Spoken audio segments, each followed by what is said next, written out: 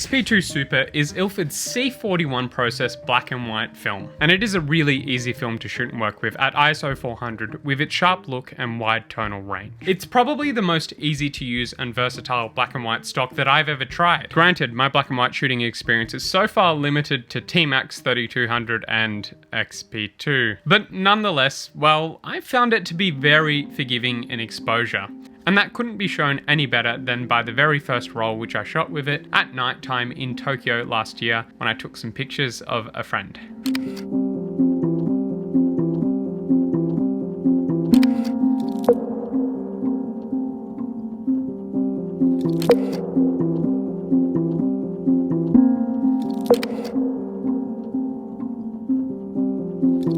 Considering that these images are from my point and shoot, this roll was brilliant, as you can clearly see. The mood and the tone of the black and white is exactly how I like a black and white image. Deep, contrasty blacks with soft whites. Though in some of the images, the highlights are blown out just the slightest bit too far for my liking. But that's not actually the film's fault, it's just the style that my local lab likes to go for. They like to push the highlights just that little bit too far in my opinion, but it's easy to fix in Lightroom, and whenever it bothers me, I just do that quick fix. Ilford's own tech sheet says that XP2 can be exposed between ISO 50 to ISO 800, so it's definitely got a wide dynamic range in the highlights, so don't ever worry about that. But yeah, overall that first roll was very fun to shoot, and I got some great results, which led me on to shooting another roll on my EOS 3000.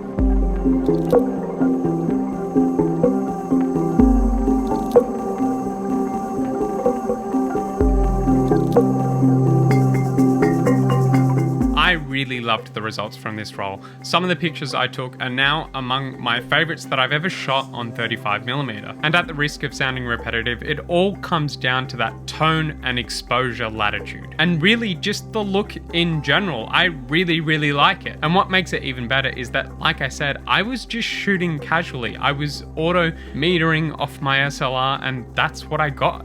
So then from there, since I was so happy with the results of my two casual rolls, I thought that the next step, the obvious thing to do, the natural order of progression, is to then shoot a medium format 6x7 roll. So in the spirit of making things even more interesting in this video, I've got with me this camera, which is a beast of a camera that is my friend's. It is medium format, which I'm gonna do a whole video about, but before I did that video, I thought I'd get some training in, some experience. So I'm about to take my first ever shot in medium format. It's gonna be fun.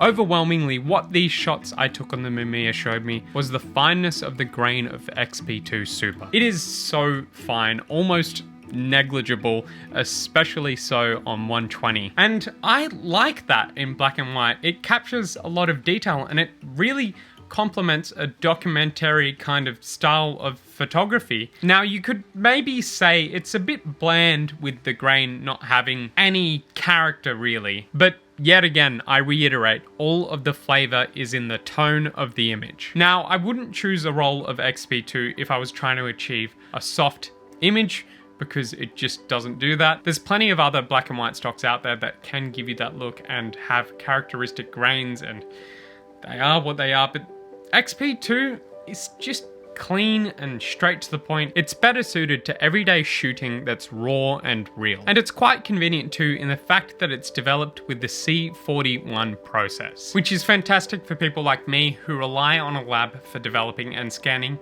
for a few reasons. For starters, with reason number one, labs can give quick turnaround times with C41 because C41 is way more popular than E6. Everyone is always shooting color. Then we have reason number two. Labs develop C41 in machines, which gives you consistent results. Whereas for E6, quite a lot of labs do it manually. And reason number three. Digital ice dust removal just doesn't work with E6, but it works with C41, which contributes towards that time benefit and also brings us to the question of cost. I've heard quite a few people say that shooting XP2 Super is cheaper than shooting E6 black and white. But I think that depends on a few factors. For the price of a roll, where you live and what you can buy because of where you live changes things, and if you order online, you're probably paying shipping and who knows how they're going to handle the film. Point being, to buy a roll of film, the prices vary all over the place, and I've personally observed that you can find your cheapest E6 black and white roll for cheaper than XP2,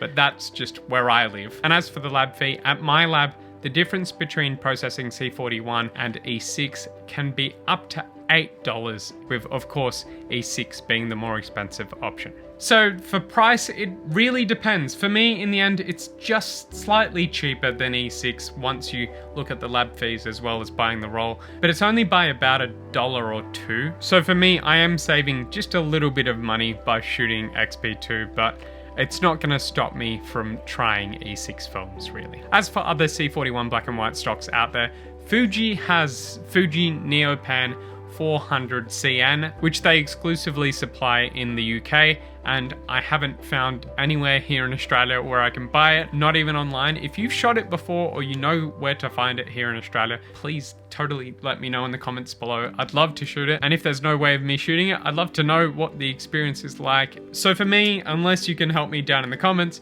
that's really it. XP2 Super is the only C41 black and white option. And really, I'm quite happy with that. I'm actually already shooting another roll of XP2 in my point and shoot at the moment, which I'm super excited to see the results of. And on that note, I guess I'm gonna go out and get some pictures. Thank you very much for watching this video. I hope you enjoyed it and perhaps even learned something from it. If I got anything wrong or you have any recommendations or questions, do not hesitate to participate in the conversation in the comments below. Other than that, I will see you in next week's video, in which I'll be attempting to do some astrophotography on Polaroid. So make sure you subscribe to see that. Smash the notification bell to get notified if you want to be notified. I'm very curious to see what happens. So yeah, smash like, do all the YouTube things. Here's the previous video if you want to watch that. You can subscribe by clicking here, and you know, it's YouTube. You've used it before. I will see you next time.